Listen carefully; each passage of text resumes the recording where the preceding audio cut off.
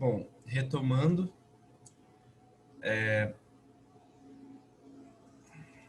vou colocar no slide.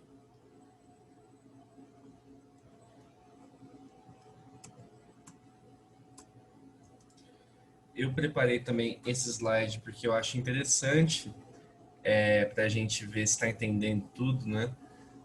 Fazer esse contraponto entre positivismo e materialismo histórico dialético.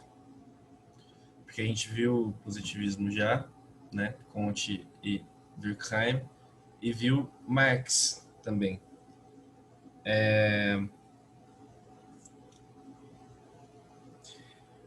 O fundamental desse contraponto é entender que em Comte, em Durkheim, há aquela ideia de uma sociedade orgânica que é regida por leis naturais invariáveis, né?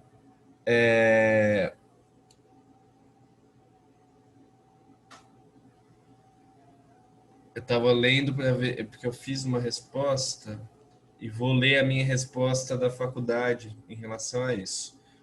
As leis naturais ou invariáveis, independente da vontade e ação humana, fundamentam o positivismo de Comte. O pensador defende, ou seja, né, o Comte, defende a utilização dos mesmos métodos e processos empregados pelas ciências da natureza, isso é importante também, aquela ideia de utilizar os métodos da ciência da natureza na sociologia, ou, no caso de Comte, na filosofia social, para análise das ciências sociais. Logo, ele propõe uma análise limitada à observação, com racionalidade e neutralidade. Em contrapartida, Marx não defende as leis naturais, ou a existência de leis naturais, mas sim uma análise sócio-histórica, né?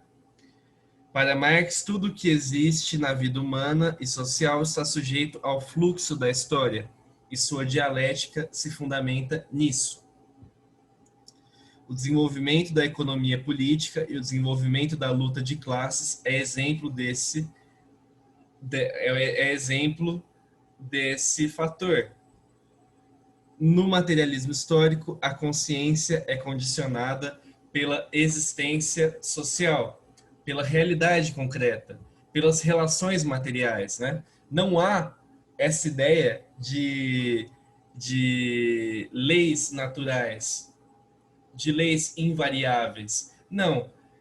Quem produz leis econômicas, por exemplo, ou sociais, são os homens. É a ação humana. Essa é a ideia de Marx. E que distingue completamente, e que o distingue completamente com os positivistas, por exemplo. E que o distingue também com os liberais, né? Porque o que é o liberalismo? O liberalismo, essa filosofia do liberalismo, que de certa maneira defende, de certa maneira não, que é uma filosofia de defesa do capitalismo, do livre mercado, né? O liberalismo, ou os liberais, eles defendem a não intervenção do Estado na economia, a não intervenção. Ora, a gente viu na aula passada, o socialismo, por exemplo, é economia planificada. É a máxima intervenção.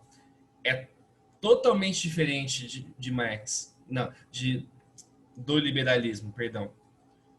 Eu quero dizer que socialismo é antagônico em relação a liberalismo. São coisas completamente diferentes, né? A gente pode até dimensionar aqui o liberalismo econômico está na direita, no livre mercado, e o socialismo na esquerda, na ação do Estado. No Estado intervindo, no Estado promovendo justiça social.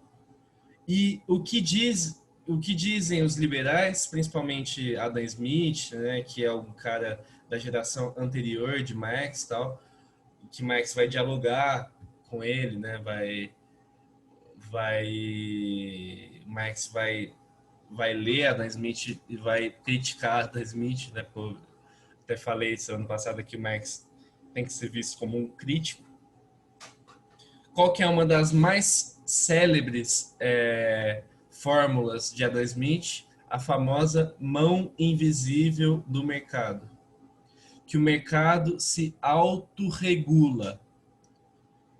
Poxa, se a gente está falando que o mercado se autorregula, há uma ideia de uma lei invariável, natural, que regula, que ordena a economia, o mercado. Entendem? Isso o liberalismo, né? Marx não vê dessa forma. Para o Marx, nada é absoluto. Não existe lei natural, lei invariável, não existe. Existe transformações e aplicações humanas. Tudo está sujeito também àquele fluxo da história. Portanto, não são invariáveis, né? E os homens, né, que agem e que formam essas leis, elas não surgem do nada. Ou elas não surgem de maneira espontânea. Então, estou colocando essas duas perspectivas, né? Marx em relação aos positivistas e falei de Marx em relação aos liberais. Liberais, aqueles que acreditam que o mercado se autorregula, aqueles que defendem a não intervenção do Estado. Tipo, Adam Smith foi considerado pai do liberalismo econômico, né?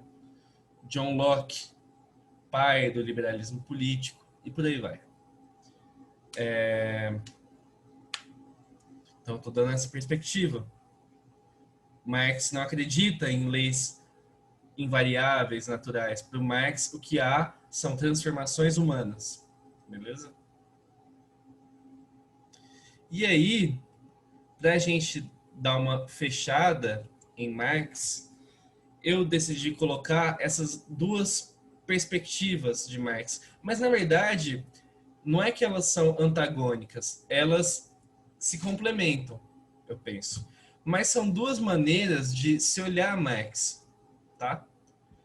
E é curioso, de fato. A gente vai ver. Porque o Marx, numa vertente estruturalista, nessa maneira de se pensar os escritos de Marx, a gente tem que pensar o Marx, por enquanto, né, aqui, como um analista. Um cara que foi um dos maiores teóricos, né, do capitalismo, os maiores teóricos do capitalismo, que está vendo um sistema gerar profunda desigualdade, né? Tá vendo o sistema gerar profunda alienação, tá? Problemas, né? Problemas. E é um realismo. A visão de Marx é um realismo, né? Porque ele é um crítico e aí ele tem que diagnosticar, né? Ele tem que achar o problema. E são muitos, né? A sociedade capitalista produz muito problema. O capitalismo produz muito problema. É nessa noção. Então, a ideologia, para Marx, isso é um diagnóstico muito importante, ela é a falsa consciência. Porque, já dizia Marx, as ideias de uma época são as ideias da classe dominante. E que tem tudo a ver com o que eu expliquei na aula passada, não na primeira parte, na aula da semana passada, sobre infraestrutura, superestrutura, aquela relação. Tem tudo a ver. A ideologia, se ela é dominada, monopolizada pela classe dominante, ela é uma forma de dominação. De modo que os oprimidos, que no caso, que na sociedade que ele está assistindo, os operários, às vezes eles inclusive, às vezes não, né? A tendência é que eles inclusive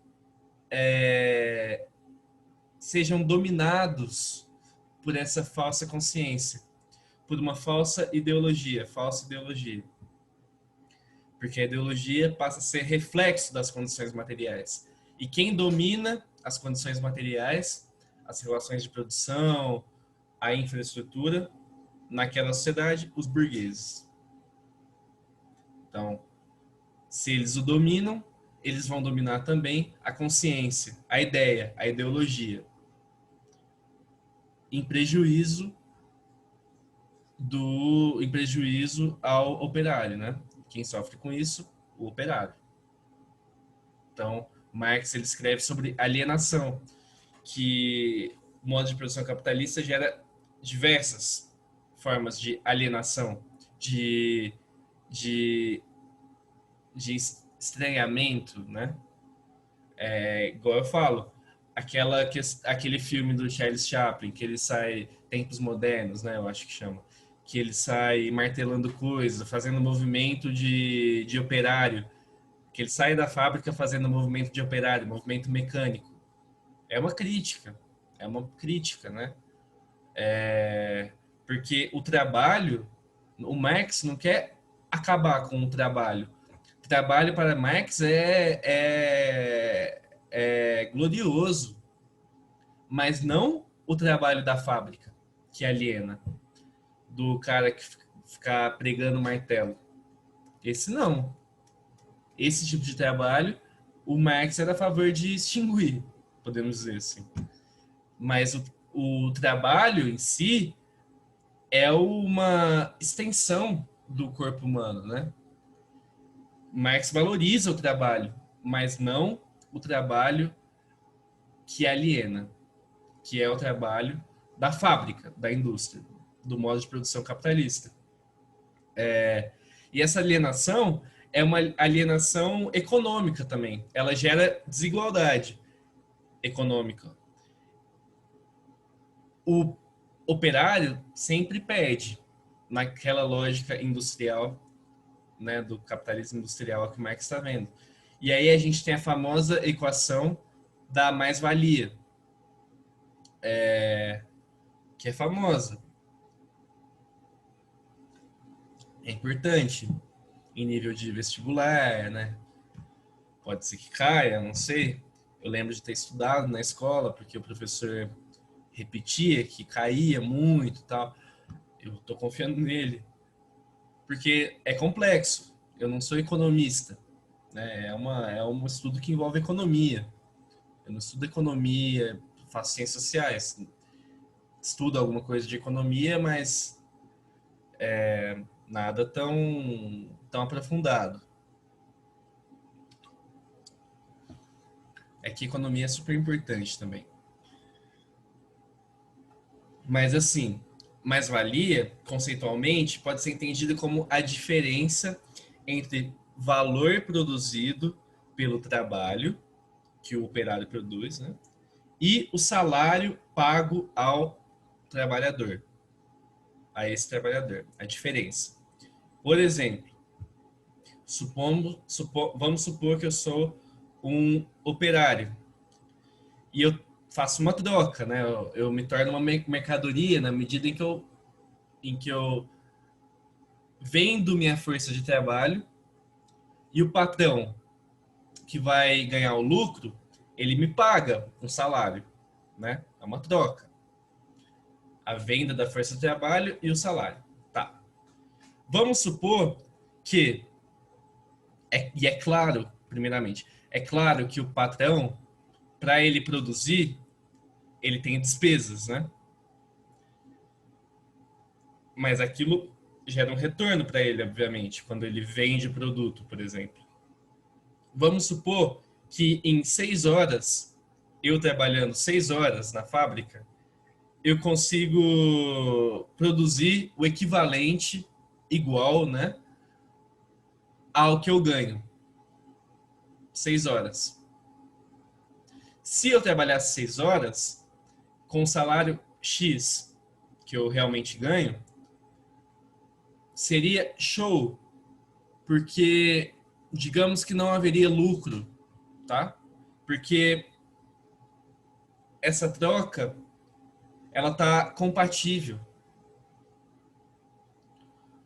O problema é que o trabalhador da fábrica, ele vai trabalhar 12 horas, por exemplo. Então, a mais-valia é essa diferença. É o valor que o trabalhador, com o que ele está produzindo, o operário, com o que ele está produzindo, é o valor que ele agrega para o patrão e que ele não recebe de volta. Entendeu? Essa necessidade do capitalismo industrial de produzir mais-valia relativa. E isso vai entrar nesse circuito, nessa roda de investimento, de lucro, né? Então, essa diferença entre valor produzido pelo trabalho e o salário pago ao trabalhador. Então, se o que eu trabalho é equivalente a 6 horas, o que eu ganho, se em 6 horas é justo eu ganhar determinado salário, show. Mas o problema é que eu trabalho 12 horas, 14 horas. Se eu trabalho 14 horas, essas 8 horas a mais que eu estou trabalhando, eu não estou recebendo. Essa diferença é a mais-valia. É complexo. E o Marx, ele vai, principalmente na obra O Capital, ele vai demonstrar essas equações, né? Mostrando que então a mais-valia ela é simplesmente uma forma do modo de produção capitalista de extrair lucro, né? Pro, obviamente, pro capitalista, pro burguês. É essa ideia.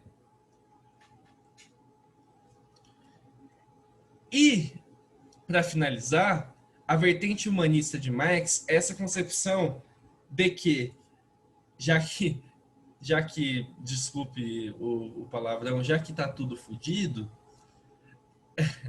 é essa concepção de que o homem tem a capacidade de transformar a história, de virar o jogo, podemos dizer assim. Porque o Marx, ele é um revolucionário, e o revolucionário como tal, ele tem de ter esperança na revolução, no futuro. Ele não faz análises, digamos assim, pessimistas, né? Tipo, fudeu total. Desculpe o palavrão de novo. A ideia de Marx é interpretar uma transformação da realidade humana, que poderia vir a partir da Revolução Socialista, que eu falei na aula passada também. Como se o caminho também do capitalismo, o caminho natural do término do capitalismo, até pelo desenvolvimento dos modos de produção, fosse a revolução socialista, a tomada de poder dos operários. É claro que o Marx também apreende, e aí é mais um Marx da vertente estruturalista, olha que louco, né? Claro que é o mesmo Marx, né? Eu só estou distinguindo conceitos, distinguindo argumentos, mas é o mesmo Marx, obviamente. Claro que o Marx da vertente estruturalista já tinha descoberto que esse modo de produção capitalista, o capitalismo moderno, ele tem uma complexidade enorme. Tipo, não vai ser fácil derrubar esse inimigo. Mas a gente tem uma ideia em Marx, e isso é muito forte até no marxismo, e aí eu estou falando enquanto movimento político, que vai muito além dos escritos de Marx, né? Vai de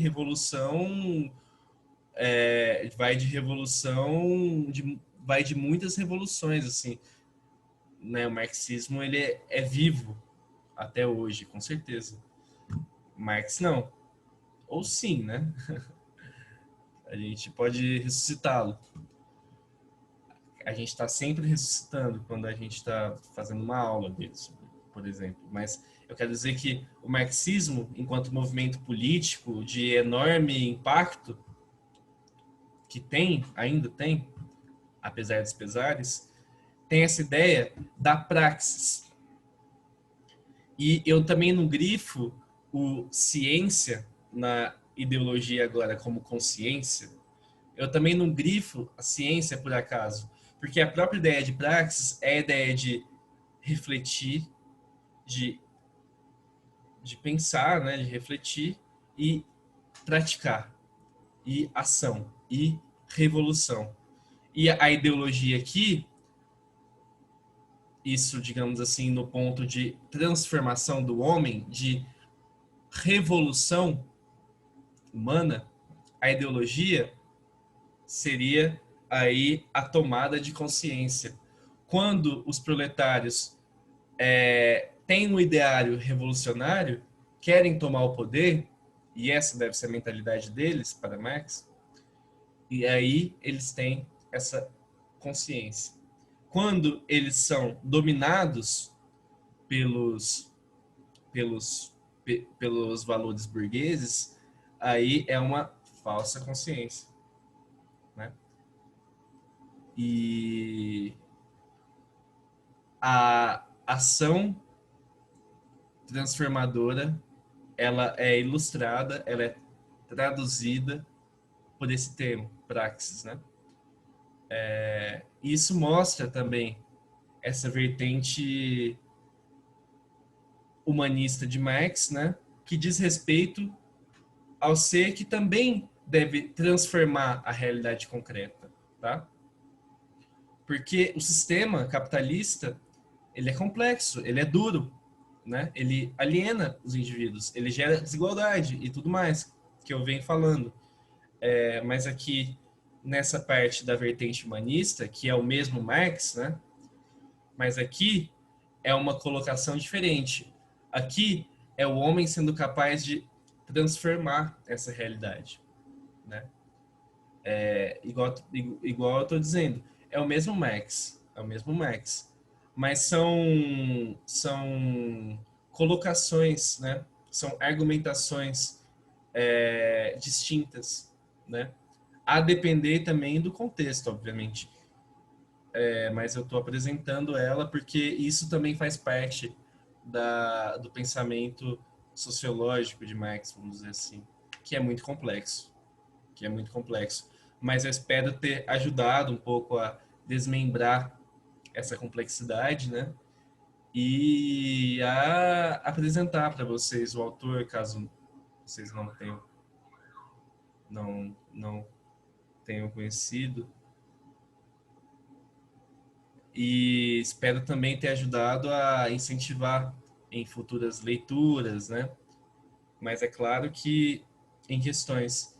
E eu ficaria muito contente se vocês fizessem uma resposta, dessem uma resposta sobre o contraponto entre positivistas e Marx, em relação à visão sociológica mesmo, a visão de mundo, tá? Levando em consideração que os positivistas partem por essa ideia da sociedade orgânica, de leis naturais, invariáveis, e o Marx parte do materialismo histórico dialético. Faço essa questão. Acho que seria um bom exercício também de prática de escrita e de reflexão, porque são... E aí, em sociologia clássica, isso é uma pergunta, isso pode ser uma pergunta muito valiosa, muito frequente, tá? E eu acho que eu passei tudo que eu queria, eu passei em Marx, né? Acho que não vou fazer outra aula dele porque acho que deu para falar de bastante coisa.